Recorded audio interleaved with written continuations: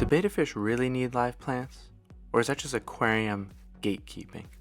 Well, today we're going to answer that question and then go into detail on how you can easily make a planted nano tank for your betta fish.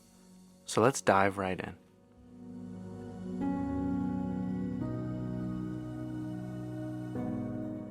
Now, to clear things up right away, betta fish absolutely do not need live plants.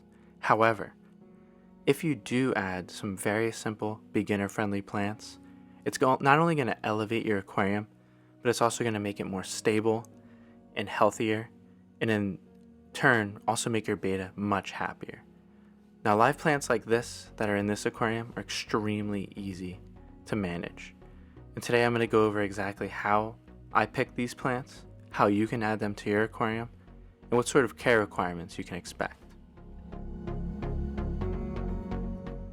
If you're a little too nervous to jump into the planted aquarium game and you want to stick with fake plants, that's absolutely fine.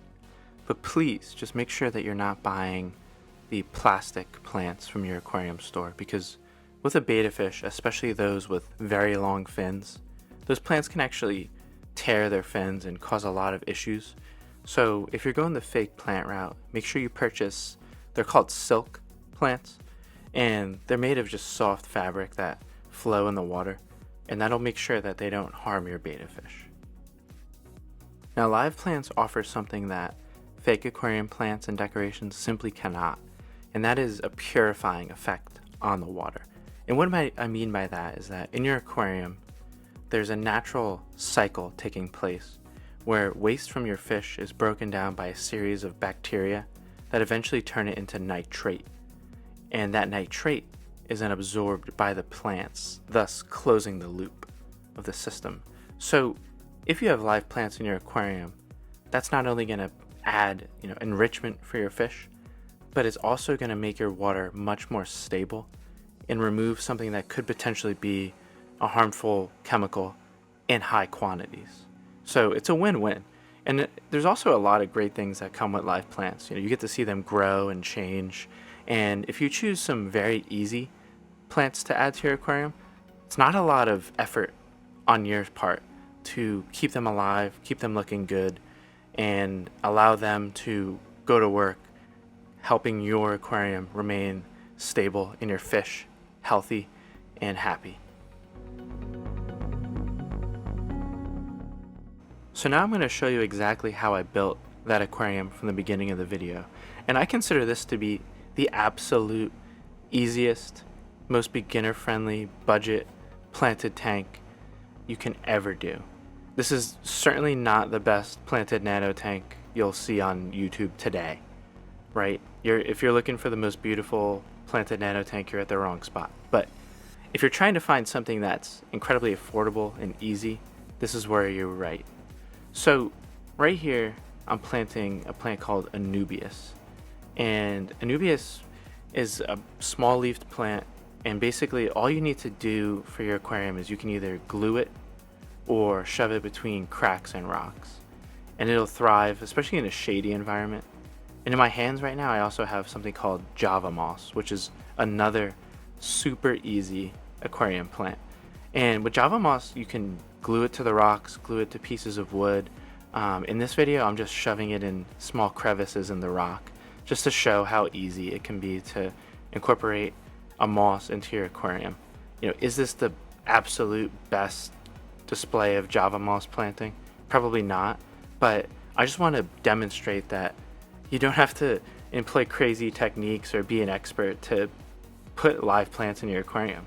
And as you saw from the beginning of the video, from this planting, a couple months later, everything's doing great. So if I can do it, you can do it. Now, another addition to the aquarium that I really think everyone should do is put a pothos in the aquarium. Now, this is just a clipping of pothos from a plant I had upstairs, but that is such a simple addition. You can go buy a plant like that at the grocery store.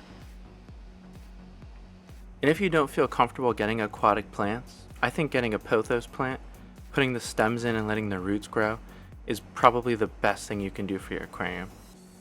Now, right here, I'm planting another super easy, beginner-friendly plant, and this is called Java fern.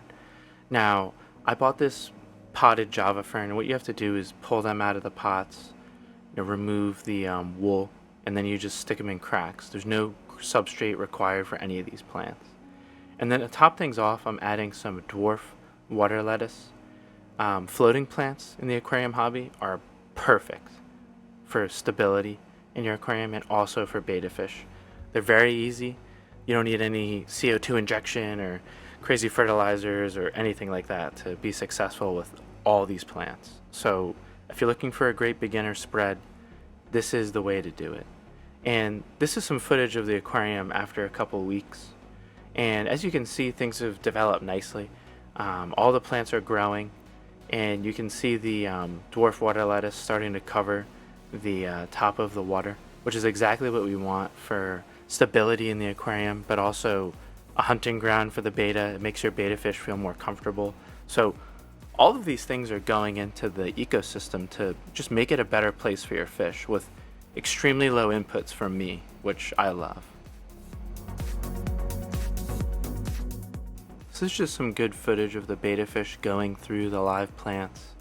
And I like how it's kind of mimicking a natural environment, and there's no risk of my fish hurting themselves on the plants. And also the floating plants are just so good for betta fish. I can't emphasize that enough. This is dwarf water lettuce, but there's a bunch of varieties of different size floating plants for you to choose from. So if you're looking to get started, that's also a really great place to try things out. So feel free to look around, do some research, and pick one you like. It's just a great addition. And once again, that pothos plant on the right, it's literally just held in by the wire of my heater. They're super durable, really good at growing in aquariums, and they remove so much nitrate.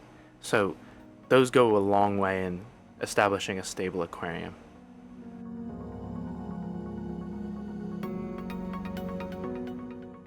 So although your betta fish doesn't need live plants, I see no reason not to add live plants to your aquarium. And if you're nervous, just go out and try out the plants that I have here. So thank you for watching. Please subscribe for more beginner guides and to follow along with this aquarium. Thank you for your time.